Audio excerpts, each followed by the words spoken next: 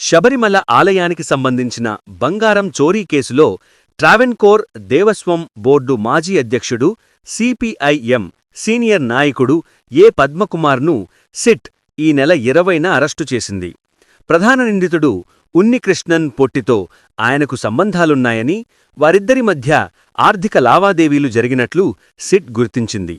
Kollam vigilance court పద్మకుమార్ను 14 రోజులు judicial కస్టడీకి అప్పగించింది. పద్మకుమార్ తర్వాత టీడీబీ అధ్యక్షుడిగా పనిచేసిన ఎన్. వాసును కూడా సిట్ అరెస్టు చేసింది.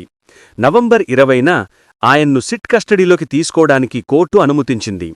సిట్ అధికారులు శుక్రవారం నాడు పద్మకుమార్ నివాసంలో సోదాలు నిర్వహించారు. కేరళ హైకోర్టు ఆదేశాల మేరకు దర్యాప్తులో భాగంగా సిట్ అధికారులు నవంబర్ 17 నుంచే శబరిమల సన్నిధానంలో శాస్త్రీయ పరీక్షలు ప్రారంభించారు. సిట్ కేరళ హైకోర్టుకు సమర్పించిన నివేదిక ప్రకారం టీడీబీ బోర్డు మినిట్స్లో తీవ్రమైన అవకతవకలు జరిగినట్లు వెల్లడయింది. ద్వారపాలక విగ్రహాలను ప్రధాన నిందితుడు ఉన్నికృష్ణన్ పొట్టికి అప్పగించిన వివరాలు రికార్డులలో లేవని దర్యాప్తు బృందం గుర్తించింది. ఈ పరిణామాలు కేరళ రాజకీయాల్లో పెద్ద దుమారాన్ని సృష్టించాయి. ముఖ్యంగా అయ్యప్ప భక్తులు మరియు ప్రతిపక్ష పార్టీల నుండి తీవ్ర విమర్శలు వస్తున్నాయి.